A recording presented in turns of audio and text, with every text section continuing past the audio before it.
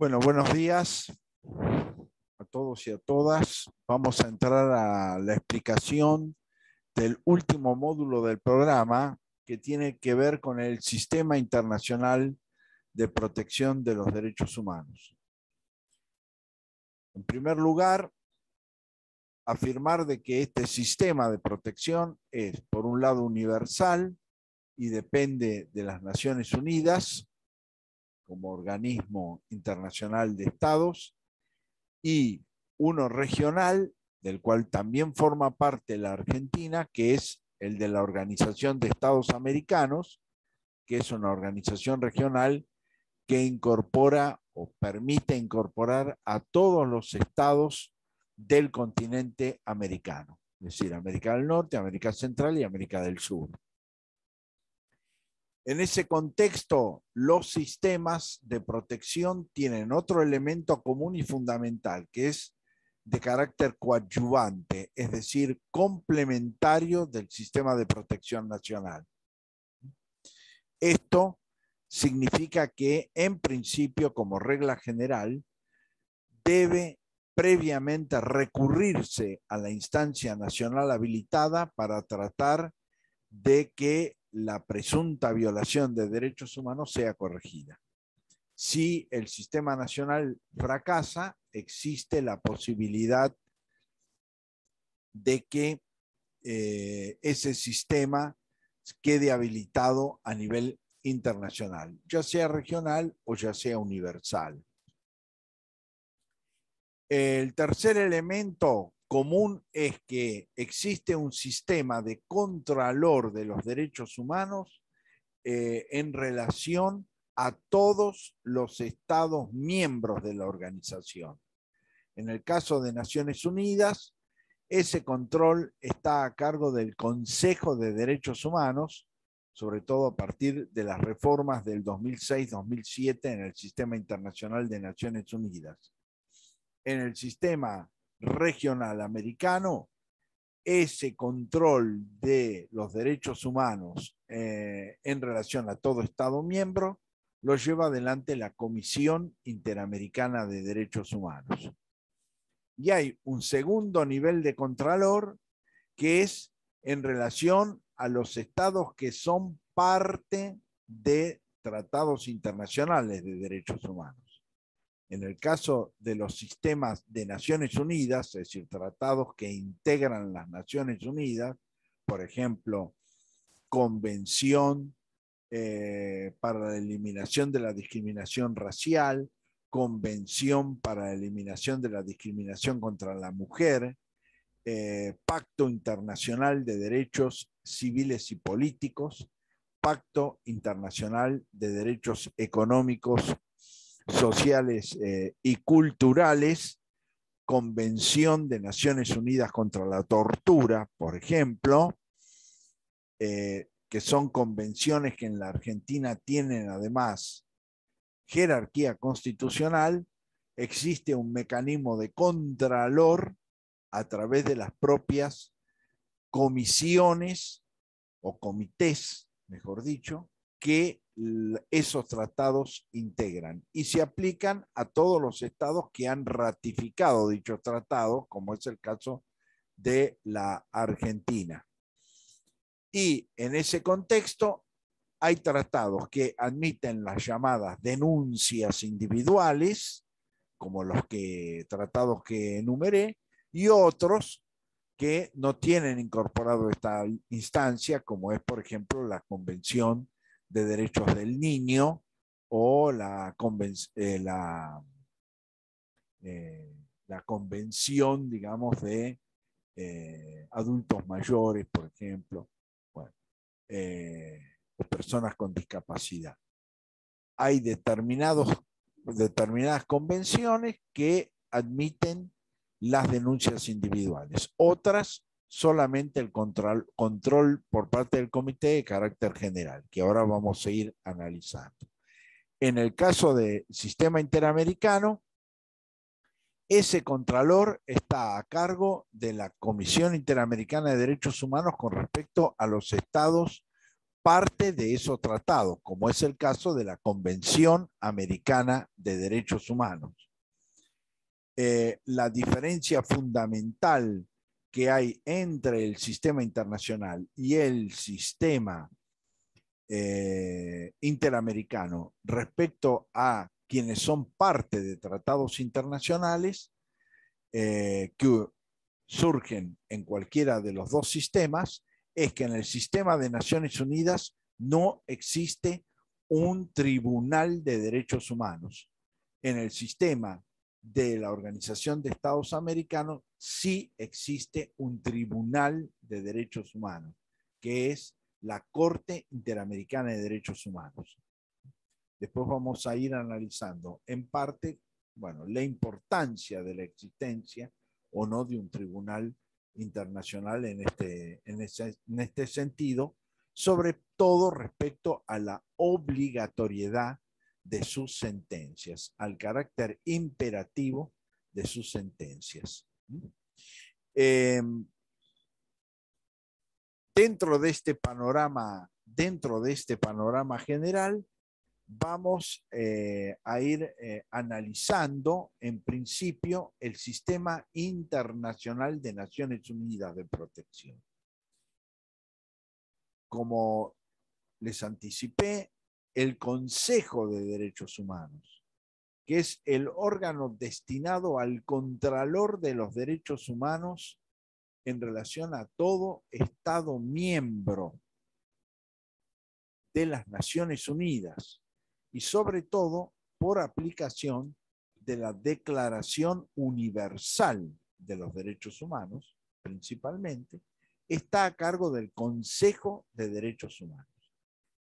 El Consejo de Derechos Humanos, que es consecuencia de una reforma del sistema de Naciones Unidas de protección de los derechos humanos entre 2006 y 2007, justamente lo que va a procurar es superar algunas de las contradicciones o debilidades que tenía el sistema internacional anterior a cargo de la Comisión de Derechos Humanos y de la Subcomisión de Derechos Humanos.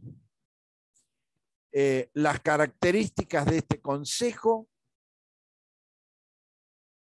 es que ese consejo, bueno, fue creado por una resolución de la Asamblea General que presenta sus informes a esa Asamblea General y que se reúne 3 veces al año por un total de 10 semanas. Bueno, este es uno de los primeros avances, porque el sistema de comisión y subcomisión anteriormente vigente establecía una reunión anual de cada uno. Una reunión anual de la Comisión de Derechos Humanos, una reunión anual de la Subcomisión de Derechos Humanos. En la actualidad, la reglamentación vigente establece al menos 3 reuniones anuales, mínimas obligatorias por parte del Consejo de Derechos Humanos. Otra característica que va a tener el Consejo de Derechos Humanos es que su integración va a ser de 47 estados en total que van a formar parte del Consejo en forma rotativa, pero a su vez con representación equitativa regional, es decir, países del continente americano, países del continente europeo, países del continente asiático, países del continente africano y de la zona de Oceanía. Es decir, que esto va a determinar también una distribución equitativa regional, con lo cual se va a procurar también superar lo que podemos denominar una perspectiva eurocéntrica de los derechos humanos, a partir de que el Consejo está integrado por estados de diversos continentes y a su vez de diversas culturas jurídicas. Por otro lado, la representación es rotativa, con lo cual debe agotarse la totalidad de los estados de cada continente para la representación ante el Consejo de Derechos Humanos antes de que esas representaciones se repitan o se reiteren. Con lo cual, esto también procura superar una segunda cuestión, es decir, la distinción de lo que podemos llamar estados principales o estados mayores con estados menores o estados pequeños o estados en desarrollo. Bueno, la reglamentación procura superar esta situación, sobre todo en el caso del continente americano, que sabemos que hay un conjunto de pequeños países, sobre todo en la zona del Caribe, que justamente tendrían por este mecanismo también acceso a representar al continente dentro del Consejo. Entonces, este es un segundo aspecto respecto al funcionamiento. Ese carácter rotativo, porque la elección de la representación es por 3 años, con lo cual cada 3 años la composición se va modificando. Es decir, que no hay representantes de carácter permanente en el Consejo de Derechos Humanos, sino de carácter, todos son de carácter rotativo. Y a su vez, la elección de esos estados, a medida en la forma que representan a cada uno de los continentes, está a cargo de los estados pertenecientes al continente. Es decir, los países americanos eligen a los representantes americanos, los países europeos a los europeos, los africanos a los africanos, los asiáticos a los asiáticos. Es decir, que a su vez son los propios estados del continente los que eligen en forma rotativa a sus representantes. ¿Esto qué procura? Bueno, que haya una interrelación fluida entre el estado que representa al continente y los intereses de los restantes estados, que no forman parte momentáneamente del Consejo de Derechos Humanos, pero que han participado activamente en el proceso de selección. Con lo cual lo que se pretende es justamente fortalecer los intereses de continentales frente al Consejo de Derechos Humanos. Una de las características que también ha sido saliente respecto al funcionamiento del Consejo de Derechos Humanos es lo que se llama el examen periódico universal. ¿Qué significa esto? Que todos los estados deben presentar en forma periódica informes al Consejo de Derechos Humanos, quien los analiza y eventualmente dicta sus conclusiones y sus recomendaciones a dichos estados. Con lo cual, lo que se ha eliminado es sobre todo la selectividad política en materia de contralor universal de los derechos humanos, que en el pasado había establecido, por ejemplo, sobre todo que frente a la Comisión y su Comisión de Derechos Humanos, determinados países, sobre todo los países del continente asiático y sobre todo musulmanes, el caso particular de Cuba, por ejemplo, estaban permanentemente, en forma constante, en la agenda de esas organizaciones. En cambio, países como en el caso particular de Israel, no era sometida, digamos, a ese contralor, a pesar de que es un país que por la propia decisión de la Corte Suprema de israelí justifica la tortura por razones de seguridad.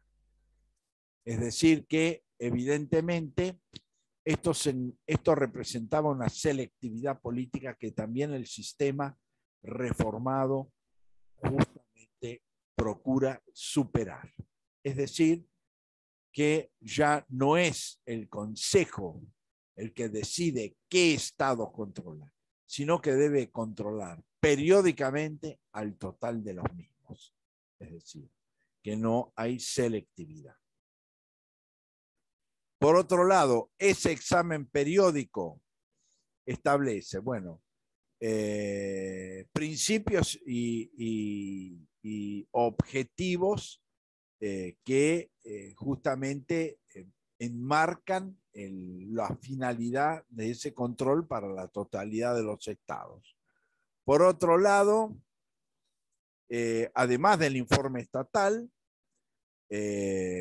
posibilita la realización de informes alternativos, que son muy diversos, desde organizaciones de la sociedad civil hasta unidades académicas, que pueden presentar informes sobre la situación de los derechos humanos en el respectivo país, con un máximo de 5 páginas. Es decir, que la visión de los derechos humanos que va a tener el Consejo de Derechos Humanos de Naciones Unidas, en el caso particular de examen de un estado determinado, no va a ser solamente la versión oficial o la versión estatal, sino la va a entrecruzar con otras informaciones provenientes de otras fuentes de la sociedad civil. En ese contexto, a partir de los informes del Estado, de los informes de las distintas organizaciones o, vuelvo a insistir, sectores académicos, el Consejo llega a un informe final. Ese informe final, a su vez, exige la necesaria implementación por parte del Estado en relación a las recomendaciones formuladas. Es decir, que otra cuestión que la reglamentación rompe actual es que las recomendaciones no son meros consejos, sino que tienen un grado de imperatividad, que vuelvo a insistir, si bien no se puede judicializar, sí representa un seguimiento por parte del Consejo de Derechos Humanos en futuros informes. Es decir, que los futuros informes contengan esas recomendaciones y lo hecho por el Estado en relación a esas recomendaciones. Y por supuesto que también las organizaciones no gubernamentales o académicas que presenten un informe en esa segunda oportunidad o tercera oportunidad, también haga referencia en relación a esas recomendaciones y al nivel de cumplimiento. Es decir, que esa es una cuestión importante en el sentido de que ya la recomendación no se trata simplemente de lo que podemos denominar una obligación moral, sino que representa el seguimiento por parte del Consejo de esas recomendaciones en futuros informes, vuelvo a insistir, en la medida en que este control universal abarca a la totalidad de los estados en forma periódica y en forma rotativa. Por otro lado, hay otras formas de trabajo del Consejo de Derechos Humanos. El Consejo de Derechos Humanos tiene, por un lado, intervenciones de carácter temático cuando hay violaciones graves y sistemáticas de los derechos humanos. En ese caso, si se verifican violaciones sistemáticas y graves de los derechos humanos, bueno, el Estado, el Consejo toma intervención a los fines de hacer un seguimiento de esa situación. La otra cuestión es el desarrollo del derecho internacional de los derechos humanos, es decir, dar origen a nuevas convenciones en materia de derechos humanos o eventualmente a protocolos facultativos de tratados ya existentes, es decir, ampliaciones de los tratados ya aprobados por Naciones Unidas. Entonces, todos esos proyectos, bueno, por supuesto que generan en el seno del Consejo un debate entre los estados, etcétera, pero también la sociedad civil puede participar porque existe la organización de foros por parte del Consejo de Derechos Humanos, donde se puede también intervenir y participar.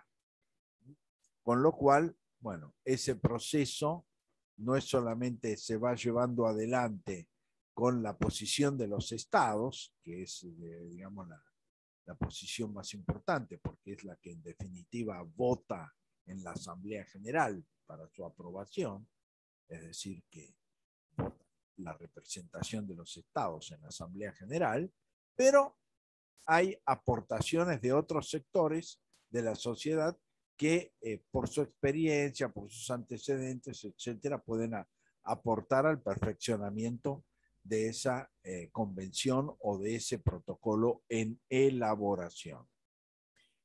Y lo que les marcaba antes, bueno, un foro internacional de discusión que justamente, bueno, permite la participación activa de la sociedad en los procesos ante el Consejo de Derechos Humanos, lo que no solamente genera un sistema más participativo, sino también un sistema, digamos, más transparente en la medida en que la sociedad civil, a partir de la participación en estos foros mundiales, también puede llevar adelante un control de gestión y además advertir cuáles son las contradicciones más serias o más profundas que se pueden dar en el debate internacional frente a determinado proyecto de modificación de un tratado existente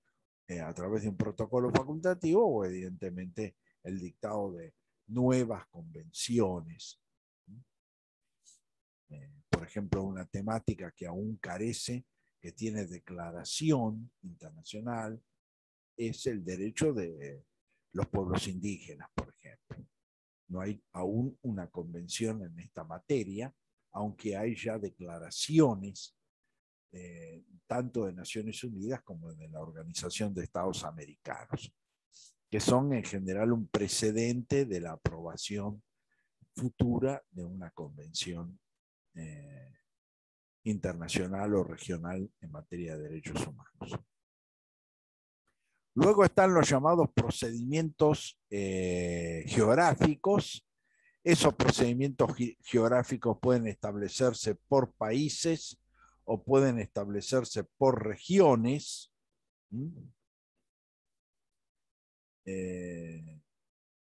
Ese tratamiento por países o por regiones tiene una duración máxima de 1 año, renovable, pero evidentemente el Consejo no puede mantener indefinidamente el tratamiento sin fundamento o sin razón de ninguna naturaleza. Debe decidir, evidentemente también por la mayoría de los estados que forman parte del Consejo, bueno, la continuidad, la decisión tanto de que un país o una región va a ser objeto del seguimiento por el término de 1 año, como eventualmente su renovación vencido ese periodo. Bueno, eso permite el análisis de la situación en determinado país o en determinada región, que por la información y por los antecedentes que se han recogido a través de la actuación del Consejo de Derechos Humanos, entiende que merece este tratamiento o este procedimiento geográfico en particular. Y finalmente están los llamados procedimientos temáticos. esos procedimientos temáticos tienen distintas formas de desarrollo. Una es a través de grupos de trabajo. Es decir, los grupos de trabajo tienen una representación de carácter colectivo que asume una temática determinada y la desarrolla en el tiempo. Para el caso particular, por ejemplo, ya en la etapa aún previa de esta reforma, pero que perdura en el tiempo, es el grupo de trabajo sobre desaparición forzada de personas, por ejemplo. Entonces, ¿qué permite un grupo de trabajo de esta naturaleza? Bueno, permite en primer lugar hacer un seguimiento de la situación de la desaparición forzada en todo el mundo. Luego permite el abordaje de distintas cuestiones en particular que tienen que ver con la problemática de desaparición forzada, como en su momento lo fue, por ejemplo, el tema de las reparaciones, la aceptación o no de las reparaciones. Por otro lado, en la década del 90, la Asamblea General aprobó la Declaración de Naciones Unidas para la eliminación de la desaparición forzada de personas. Y el órgano que fue facultado para hacer un seguimiento de parte de las Naciones Unidas en relación al cumplimiento por los Estados miembros de esa declaración fue justamente el grupo de trabajo sobre desaparición forzada.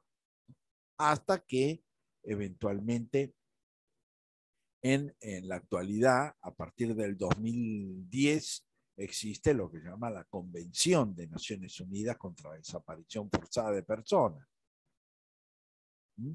Pero igualmente, si bien vuelvo a insistir, las convenciones son obligatorias para los estados partes y para los estados que han ratificado, han firmado y ratificado la convención, la declaración sigue siendo un instrumento obligatorio en menor medida, digamos, con menor capacidad jurídica, pero sigue siendo un elemento de contralor del tema de la desaparición forzada, aún en relación a los estados que no han ratificado la Convención de Naciones Unidas del 2010. Con lo cual, los grupos de trabajo constituyen, digamos, una de las formas de trabajo temático, porque generalmente abordan una temática determinada. La otra, el otro trabajo temático son los llamados relatores especiales. Es decir, que el Consejo resuelva la creación de un relator especial. Por ejemplo, en el caso del Consejo existe una relatoría especial que está vinculada con los derechos de los pueblos indígenas, donde todavía no existe, como ya señalé, una convención internacional sobre esos derechos. Entonces, ¿cuál es la finalidad del relator, el relator especial? Bueno, una de las primeras tareas es recopilar la situación global sobre los derechos de los pueblos indígenas en el mundo. Es decir, esta es el primer aporte respecto a el rol de un relator especial, que por supuesto cuenta porque tiene, digamos, todas las puertas abiertas a la recepción de los informes estatales como no gubernamentales respecto a esta situación en particular.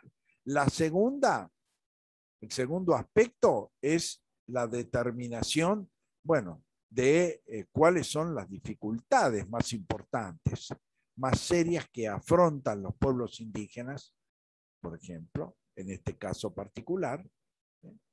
Y en tercer lugar, bueno, las recomendaciones para la superación de estos conflictos. El trabajo, las relatorías especiales tienen una duración máxima de 3 años, renovable. Por ejemplo, tanto renovable respecto a su funcionamiento como a su titularidad, es decir, a la designación del relator, el relator especial. va modificándose con el tiempo. Pero en la medida en que es un tema que permanece en el interés del Consejo, el relator especial se renueva, el rol y las funciones del relator especial se renuevan y eventualmente también formulan aportes sumamente importantes para una futura convención sobre la temática. Es decir, además de los antecedentes de la declaración, están los antecedentes que justamente pueden llevar adelante los relatores especiales o los grupos de trabajo sobre una temática determinada, porque son los que hacen el seguimiento inmediato de la situación, que en el término de Naciones Unidas es un examen con relación a todos los estados miembros de las Naciones Unidas. Entonces, este también es un segundo abordaje respecto a los procedimientos temáticos. Después pueden haber informes especiales por países, es decir, desarrollar la situación de derechos humanos en un país determinado y por lo tanto hacer un examen por países de esa situación y publicar un informe. Y por otro lado están los llamamientos urgentes. Es decir, que cuando hay situaciones que justamente exigen una inmediata intervención del sistema internacional de protección frente a la generación de lo que denominamos genéricamente daños irreparables, es decir, situaciones que no pueden ser reparadas en el tiempo por las consecuencias que pueden llegar a generar, sobre todo en relación a la vida y a la seguridad de las presuntas víctimas. Evidentemente, estos llamamientos urgentes también pueden generar la intervención inmediata del Consejo de Derechos Humanos. Entonces, todo ese despliegue, bueno, justamente es un despliegue que, vuelvo a insistir, se desarrolla en el marco del control desde las Naciones Unidas con relación a la totalidad de los estados miembros de la organización. Y sobre todo, esta última reforma lo que ha procurado es superar la selectividad política en relación sobre todo al seguimiento respecto a los estados y también la selectividad política vinculada con la elección de los representantes. Es decir, en la comisión y en la subcomisión eran expertos independientes. Y esos expertos independientes eran prioritariamente de países europeos o de países desarrollados. Entonces los países subdesarrollados quedaban desplazados.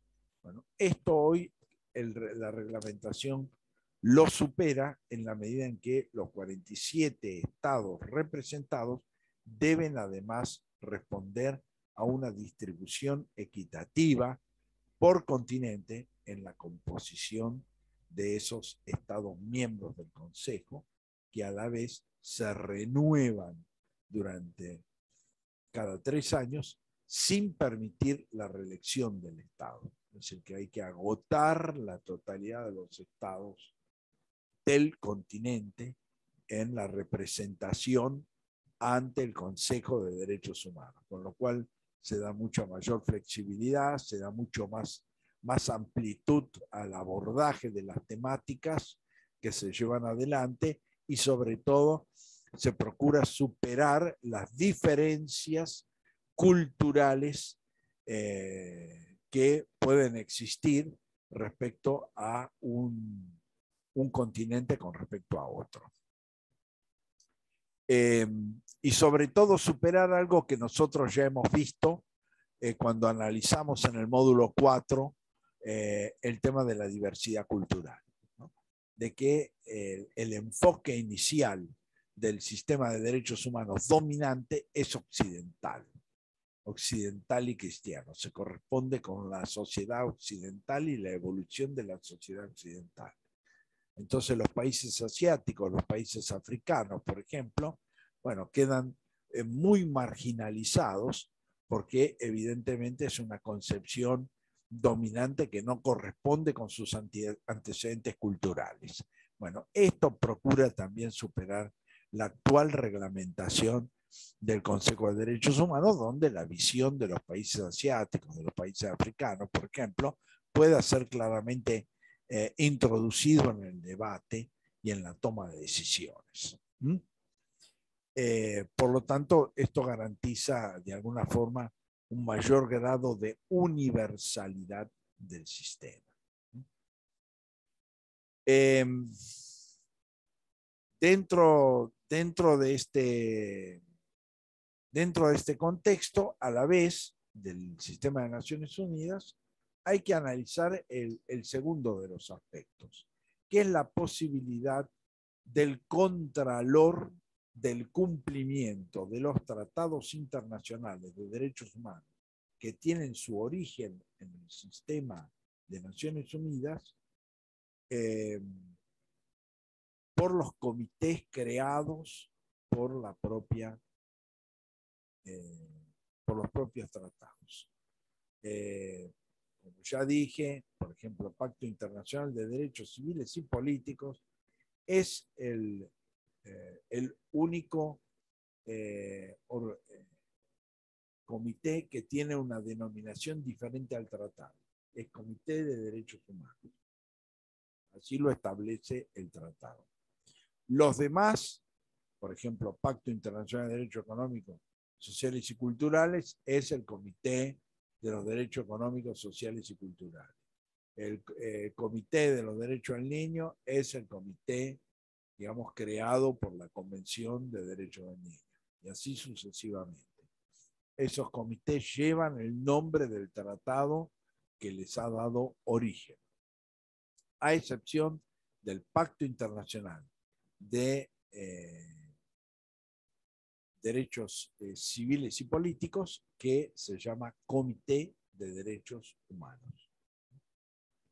Asume esa denominación en particular. Bueno, ¿cuál es el rol de esos comités? En principio, en este caso, ya estamos hablando de los estados que han firmado y ratificado el Tratado Internacional, ¿no es cierto? Eso es un punto de partida básico. Es decir, estamos hablando de un sistema de contralor que es aplicable y es operativo con respecto a los estados parte. Que, vuelvo a insistir, en el caso como Argentina ratificó el Pacto Internacional de Derechos Civiles y Políticos, ratificó el Pacto Internacional de Derechos Económicos, Sociales y Culturales, ratificó la Convención de Naciones Unidas contra la Tortura, etcétera, etcétera. Bueno, esos sistemas de contralor les son aplicables para esas temáticas específicas. En general, los comités ejercen ese control por dos mecanismos fundamentales. Uno es a través de los informes periódicos de los estados, es decir, que periódicamente los estados parte de esas convenciones deben presentar informes periódicos que generalmente van de 2 a 4 años. El periodo de elaboración, digamos, de presentación entre un momento y otro de esos informes periódicos, en los cuales, vuelvo a insistir, el Estado no solamente tiene que hacer referencia a las acciones concretas que lleva adelante para el cumplimiento efectivo de los compromisos asumidos al ratificar un tratado determinado, sino además de abordar las recomendaciones o las observaciones que esos comités le hayan efectuado en controles anteriores. Es decir, para establecer una continuidad respecto al desarrollo de esos informes al abordaje de las cuestiones, sobre todo más débiles o cuestionadas, y a los avances que en general se han ido produciendo. A su vez, esos comités no solamente reciben el informe del Estado, sino también reciben el informe de la sociedad civil a través de distintas organizaciones, ya sea organizaciones de seguimiento de esos tratados, como en la Argentina existe una organización integrada por una multiplicidad de organismos que hace el seguimiento de la Convención Internacional de Derechos del Niño, o de organizaciones a título individual que pueden hacer, o de personalidades que eventualmente están incorporadas a la temática y que presentan los informes respectivos. Es decir, que esas situaciones no son solamente examinadas sobre la base de lo que el Estado manifiesta, sino lo que pueden manifestar otros sectores sociales, y eventualmente eso permite también al propio comité, bueno, de repreguntar al Estado, de pedir informes ampliatorios frente a determinadas situaciones, etcétera, ¿no? Es decir, que es un régimen dinámico, participativo, ¿no? Que nos queda enclaustrado dentro de la relación del comité con el Estado, exclusivamente. Y por supuesto que la conclusión es, bueno, generalmente esos informes de exámenes por países, bueno, lo primero que hacen los comités es resaltar lo que consideran son los avances que el Estado ha llevado adelante, y luego en una segunda etapa las observaciones, las críticas, las debilidades respecto a ese cumplimiento. Bueno, ahora voy a hablar del segundo mecanismo. Que me preguntan sobre el segundo mecanismo. Bueno, el primer mecanismo es este que estoy explicando: informe del Estado en forma periódica. Entonces, en este contexto, todo Estado parte tiene esa obligación de presentar informes periódicos. Esos informes periódicos son también complementados por informes que provienen de la sociedad civil, y finalmente a través de una resolución y de recomendaciones propias del comité en relación a ese Estado, marcando los avances, marcando los eventuales retrocesos, marcando la necesidad de modificación de cambios necesarios, o eventualmente de garantizar determinados derechos en forma efectiva consagrados en la convención o el tratado respectivo. El segundo sistema de contralor es a través de las denuncias individuales. La posibilidad de presentar casos concretos, es decir, hablamos de denuncias individuales donde ya no estamos analizando globalmente la situación, sino un caso en particular, una situación en particular de una persona o de un conjunto de personas identificadas con nombre y apellido, ¿cierto? Es decir, un caso individual, lo que se llaman casos individuales. Este es el segundo nivel de contralor. No todos los estados, no todos los tratados suscritos por Estados de Naciones Unidas tienen este segundo sistema. La convención, como ya expliqué, la Convención para la Eliminación de toda forma de discriminación racial, la Convención para la Eliminación de toda forma de discriminación contra la mujer, la Convención de Naciones Unidas contra la tortura, por ejemplo, tienen estos mecanismos de denuncias individuales. El Pacto Internacional de Derechos Civiles y Políticos y el Pacto Internacional de Derechos Económicos, Sociales y Culturales. Algunos tratados, como es la Convención de Naciones Unidas contra la Tortura, en su texto original tiene incorporada la posibilidad de denuncias individuales. En un segundo caso, hay protocolos facultativos que incluyeron esta posibilidad con posterioridad. Por ejemplo, el protocolo facultativo de del Pacto Internacional de Derechos Civiles y Políticos, que a la vez en el caso particular de la Argentina tiene jerarquía constitucional, porque se jerarquizó el pacto y se jerarquizó el protocolo facultativo. O también el Pacto Internacional de Derechos Económicos, Sociales y Culturales, o la Convención para la Eliminación de toda forma de discriminación contra la mujer, por ejemplo, incorporaron la posibilidad de denuncias individuales a partir de protocolos facultativos. Y hay otros sistemas que carecen de esta posibilidad de denuncia individual, que no tienen incorporada la posibilidad de la denuncia individual, como sucede con la Convención de Naciones Unidas sobre Derechos del Niño. Este segundo sistema debe cumplir con una serie de requisitos que son comunes para el sistema de Naciones Unidas como para el sistema de la Organización de Estados Americanos. La primera y fundamental, agotamiento de los recursos internos. Es decir, como ya dije, este sistema de protección internacional tiene una característica común que es coadyuvante, complementaria del sistema nacional. Con lo cual, la regla general es que yo debo reclamar dentro del derecho interno y haber agotado todas las instancias posibles con resultado negativo.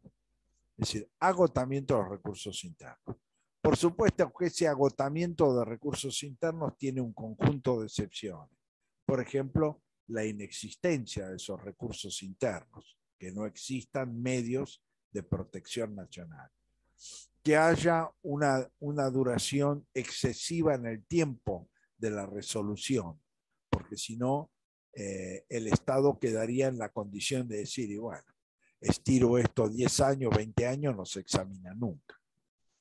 Es decir, que la falta de operatividad, el transcurso de un tiempo razonable sin resolver esa cuestión, también constituye una excepción al agotamiento de los recursos internos. En el sistema interamericano, que es donde más se ha recurrido en general, el tema de las excepciones preliminares por no agotamiento de los recursos internos se ha tornado en un mecanismo casi excepcional para impedir el juzgamiento, en la medida en que pesa la obligación del Estado de agotar y digamos, de llevar adelante una acción positiva destinada a resolver el problema.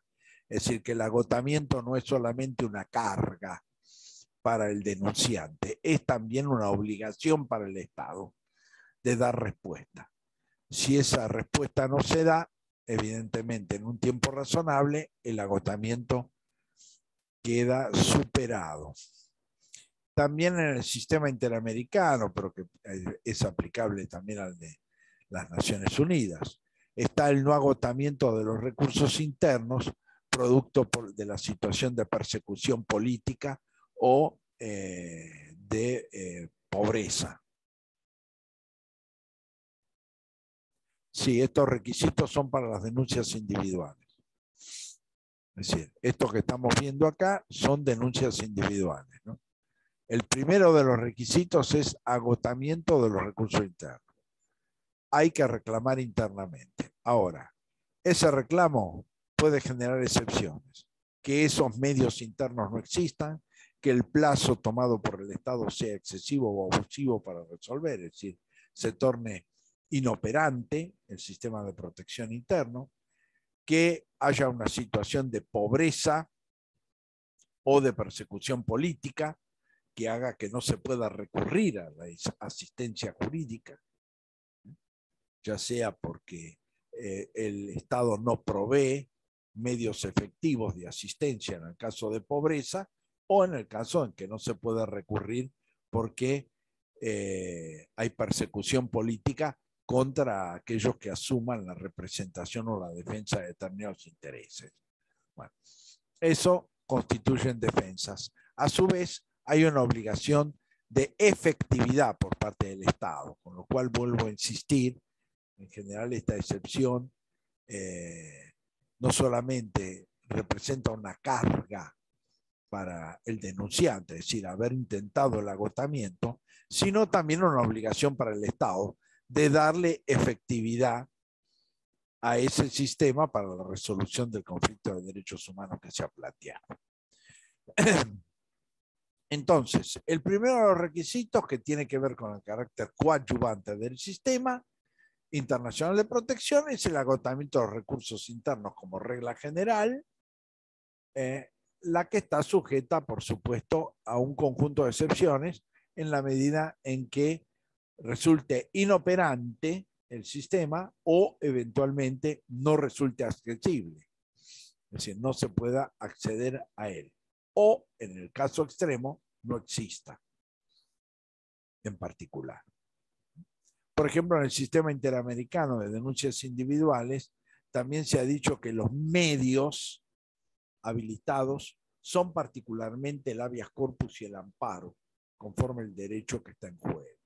Es decir, que el sistema debe, por regla general, establecer mecanismos rápidos y expeditos para resolver el conflicto y no extender ilimitadamente en el tiempo la posibilidad de una resolución definitiva del conflicto o violación de los derechos humanos que se ha planteado.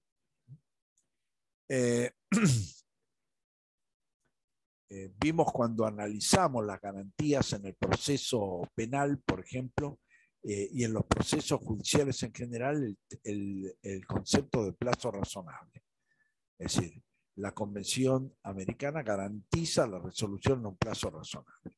Por lo tanto, la ruptura de ese concepto, es decir, la no resolución, significa, por un lado, la obturación del agotamiento de los recursos internos como excepción para que la denuncia individual prospere. Y por el otro lado, bueno, representa la violación al acceso a la justicia, que en definitiva es un derecho consagrado en la propia convención, como ya lo vimos. Es decir, si bien estas evoluciones se han desarrollado y se han consolidado en el sistema interamericano, evidentemente son aplicables también al sistema universal, ¿no? Es decir, hay una necesidad de agotar, pero el agotamiento debe generar resultados efectivos en un plazo razonable. Si no lo logran, el agotamiento desaparece como excepción. Se puede alegar que se intentó, pero que de parte del Estado no hubo aporte alguno tendiente a la resolución del conflicto de derechos humanos que se le ha planteado. La segunda excepción es que no se puede plantear en forma simultánea una denuncia individual en dos sistemas de protección de derechos humanos. En el caso particular de la Argentina, en el sistema de Naciones Unidas o en el sistema de la Organización de Estados Americanos. Yo debo optar por uno de los dos sistemas y agotarlo. En general, vuelvo a insistir, en la Argentina se tiende al sistema de la Organización de Estados Americanos por la existencia de un tribunal de derechos humanos interamericano que torna obligatorias sus sentencias, tanto en lo que se refiere a la reparación de los derechos, a la eliminación, digamos, de las violaciones existentes, sino también, como ya vimos cuando hablamos del tema de las reparaciones no solamente respecto a las víctimas o sus familiares, sino además lo que se entiende como medida de no reiteración o no repetición de esa determinada violación, que generan obligaciones compulsivas, es decir, obligatorias y compulsivas a cargo del Estado condenado. Es decir, que no son optativas o posibles. Debe cumplirlas, tal cual se ha resuelto. Por ende, siempre se tiende a un sistema, en la medida en que el caso lo amerite, bueno, a un sistema interamericano. Pero sobre todo cuando en un sistema como el interamericano no existe un tratado específico, no existe una declaración específica, bueno, muchas veces se puede, por una razón de mayor seguridad jurídica, aún sin la posibilidad de un tribunal internacional de derechos humanos, la posibilidad de que la denuncia contra el Estado se lleve adelante en el sistema universal. Pero no se puede llevar a los dos sistemas, ni en forma alternativa ni en forma simultánea. Es decir, yo no puedo llevarlo primero a un sistema y si fracasó llevarlo al otro, ni puedo simultáneamente presentar la denuncia en ambos sistemas. Debo optar por uno de ellos. La tercera excepción es la que está vinculada con el que no se puede reiterar una denuncia ya resuelta. Así que si el caso fue planteado y resuelto, no se puede reiterar. En general, la regla es que no puede reiterarse, salvo que se genere una nueva violación, ¿cierto? Una nueva situación. Pero las circunstancias de hecho que motivaron una denuncia, eventualmente desestimada o admitida en parte, no puede luego reiterarse para una revisión posterior. Esta es la regla general. Con lo cual tiene que ser lo que podemos denominar un caso nuevo o un caso distinto, diferente. Pero no puede ser reiteración de uno ya formulado y resuelto. Entonces, ahí tenemos otra característica, digamos, de ese sistema de las denuncias a materia de Naciones Unidas, que vuelvo a insistir, es aplicable estas excepciones, en el caso de denuncias individuales, también al sistema interamericano de protección. Pero ahí la posibilidad es que yo un caso concreto lo lleve a conocimiento de un órgano internacional y ese órgano internacional se pronuncia en relación a ese caso. Entonces, los dos sistemas que existen están justamente vinculados con esa forma de contralor. La genérica, todo Estado periódicamente debe presentar un informe al comité estableciendo los avances que se han concretado, las carencias existentes, las dificultades enfrentadas, etc. Esto a la vez se entrecruza con las denuncias por supuesto, probadas, ¿no? Con antecedentes, pero las denuncias que provienen de la sociedad civil. A partir de ahí se formula el informe y ese informe debe, en definitiva,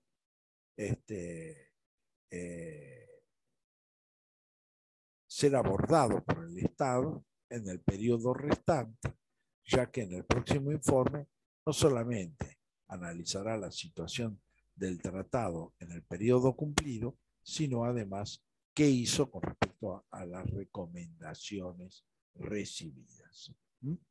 El segundo, denuncias individuales. Esas denuncias individuales tienen que ser formuladas si se han agotado las instancias internas, ese agotamiento de recursos internos, si se ha producido,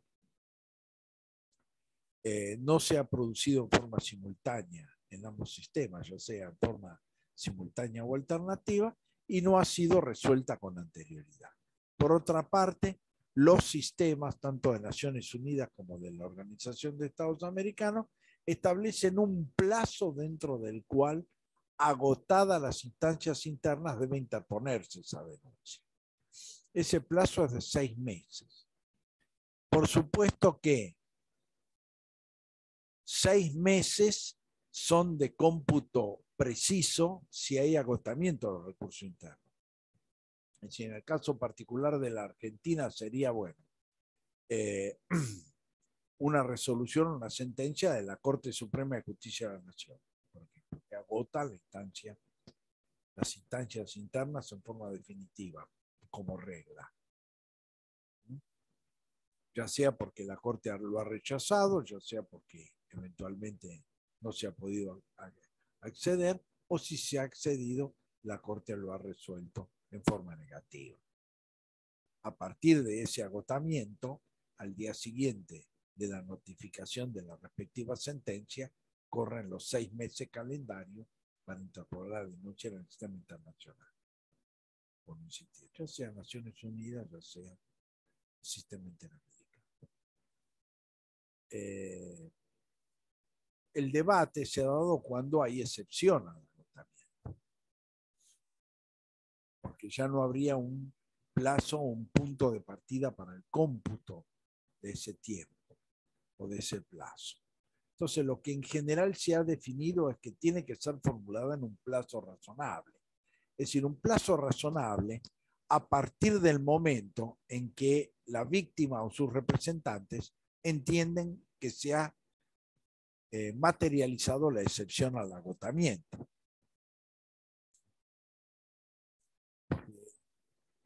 Y a la vez, ese plazo razonable, en principio, no es matemáticamente preciso, pero gira en torno de esos 6 meses que inicialmente fija el sistema de denuncias individuales. Es decir, que ahí lo que juega es en qué momento se ha entendido como agotado. ¿Por qué? Porque si yo, por ejemplo, he recurrido a la justicia penal y han pasado, por ejemplo, qué sé yo, 10 años de ese procedimiento sin que yo formulara reclamación alguna, el propio sistema internacional puede entender que yo he consentido ese tiempo excesivo, que lo he aceptado. Entonces, por ejemplo, la Corte Interamericana ha dicho 36 meses, 48 meses, 5 años como plazo máximo, pero nunca mucho más que eso. Con lo cual yo tengo un parámetro a partir del cual decir, ah, no, bueno, ha pasado tanto tiempo y no se ha resuelto. Yo veo materializada la excepción y a partir de esa situación presentar en un plazo razonable la denuncia. Es un criterio más flexible, pero tampoco, digamos, está a disposición discrecional del denunciante.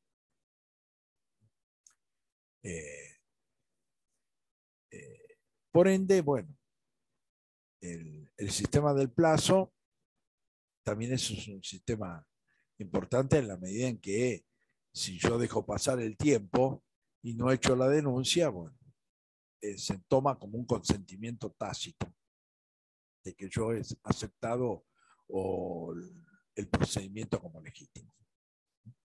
Esta es la realidad de la situación.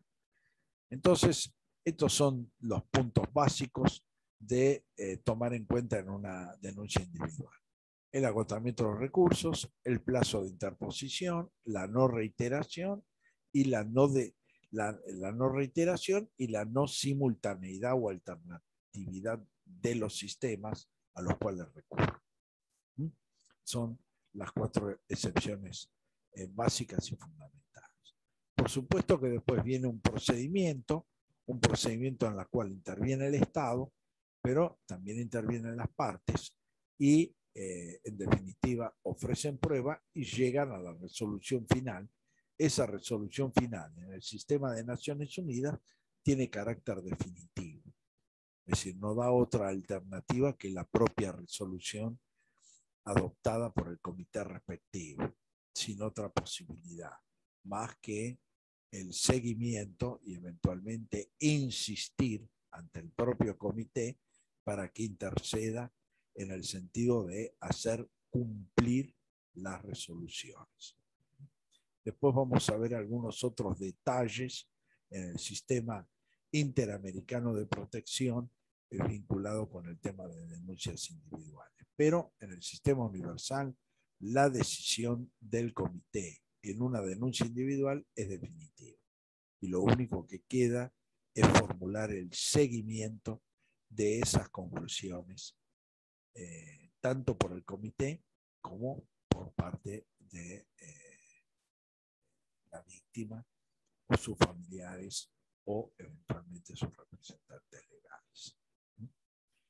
Bueno, dejamos acá y nos vemos mañana, que vamos a empezar a analizar en términos generales el sistema interamericano de protección de la Organización Profe, de Estados Americanos. ¿le puedo hacer una consulta?